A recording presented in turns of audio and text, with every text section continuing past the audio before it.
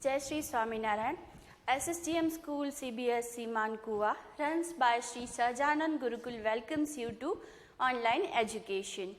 I am Shivangi Mehta, and today we are going to study our third standards chapter number 8. So this is the this is the third part of our this 8th chapter. The name of the chapter is our creepy crawly friends. So this is the last part of our this 8th chapter. Okay, so in previous parts we have learnt about creepy crawlies, मतलब कि ऐसे insects जो है, ठीक है, कौन कौन से डिवीजन में उसको डिवाइड किया गया है, कौन कौन से ग्रुप्स है, उसी से रिलेटेड कुछ इन्फॉर्मेशन हमने देखी. आज का हमारा जो ये पार्ट है उसमें हम देखेंगे कि जो क्रीपी क्रॉलीज होते हैं, ऐसे ये जो हमारे क्रीपी क्रॉली फ्रेंड्स होते हैं वो हमारे लिए किस तरह से यूज़फुल है, मतलब कि हमारी कैसे वो डे टू डे लाइफ में हेल्प करते हैं. और creepy crawlies can harm us. Help तो करते ही है, यूज़फुल तो है ही हमारे लिए, लेकिन हमें कुछ ऐसे भी होते हैं जो हमारे लिए हार्मफुल है, हमें नुकसान पहुंचा सकते हैं.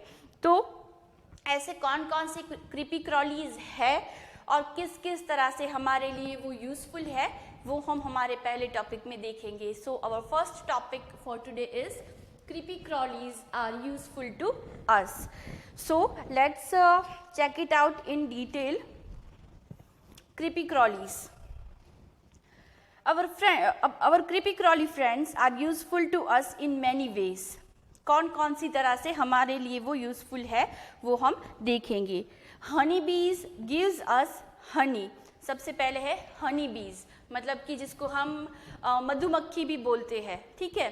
जो शहद होता है, जो हनी होता है, वो हमें हनी बीज में से ही मिलता है. So the first useful thing about this that is that we can get honey from them.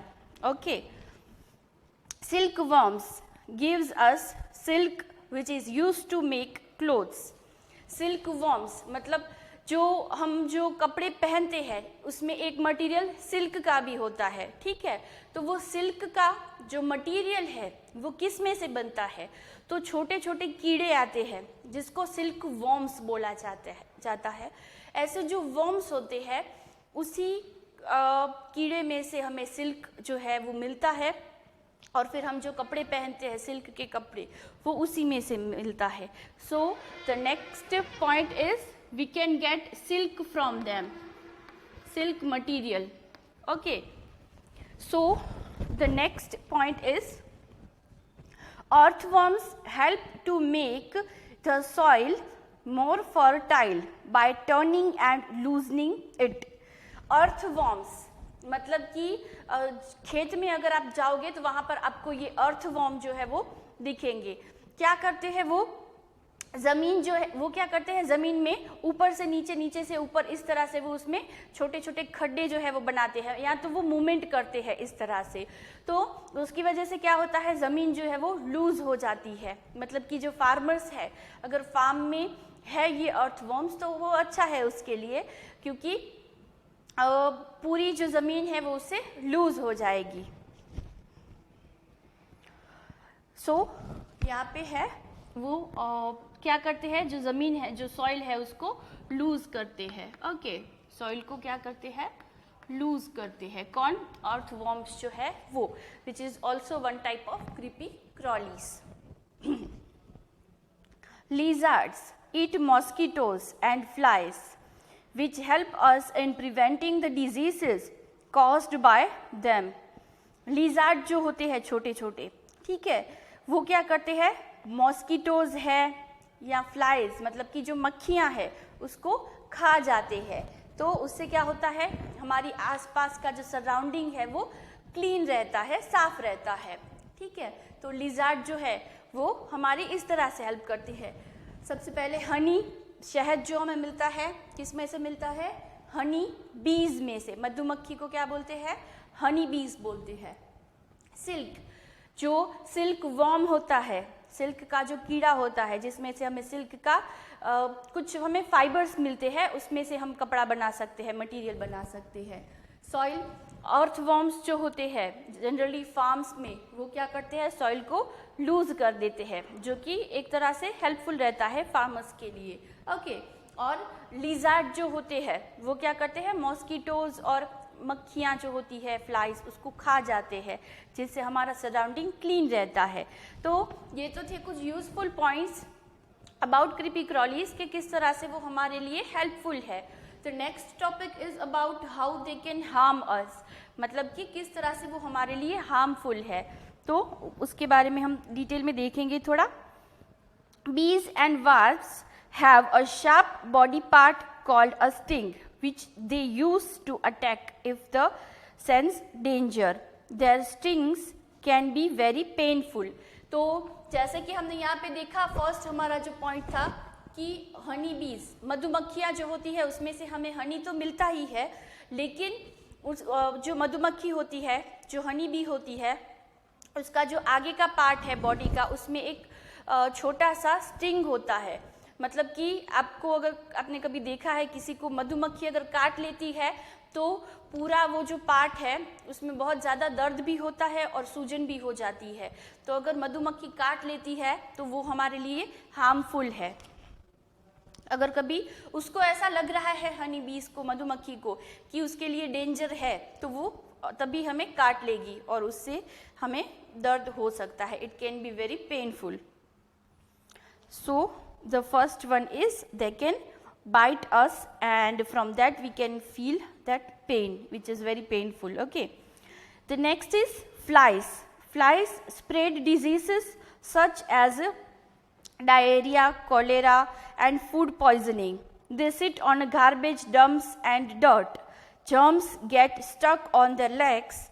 When the flies sit on our food, the germs settle on the food. When we eat this food with germs in it, we fall sick. House flies, मक्खियाँ होती है, ठीक है। तो वो मक्खियाँ जो है वो क्या करती है, किसी गंदी जगह पर बैठती है, ठीक है। किसी गार्बेज के ऊपर कचरा है, ऐसी कोई जगह है, वहाँ पे बैठेगी, तो उस जगह पर जो जर्म्स होंगे वो उसकी जो लेग्स है, उसकी जो बॉडी है, उसमें वो स्टक हो जाएंगे, मतलब कि उसके ऊपर वो बैठ जाएंगे। जर्म्स बहुत ही छोटे होते हैं, जिसको हम नेकेड आई से देख भी नहीं सकते हैं, इतने छोटे होते हैं जर्म्स।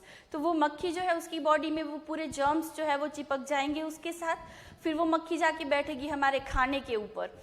हमारे खाने के ऊपर बैठेगी तो क्या होगा, कहीं कचरा जहाँ पड़ा था वहाँ से वो आई है जर्म्स लेकर, और वही जर्म्स अब हमारे खाने के ऊपर गिराएगी, तो और फिर वही खाना हम खाएंगे, तो उससे क्या होगा, हम बीमार पड़ेंगे। तो ये बहुत ही अनहेल्दी थिंग है कि मक्खियाँ जो है वो गंदी जगह पर बैठने के बाद हमारी बॉडी के ऊपर बैठती है, हमारे खाने के ऊपर बैठती है, तो वो बहुत ही एक अनहेल्दी थिंग है। तो इस तरह से भी वो हमारे लिए हार्मफुल है। Mosquitoes cause diseases by biting people. Some of the common diseases caused by mosquitoes are malaria, dengue and chikungunya.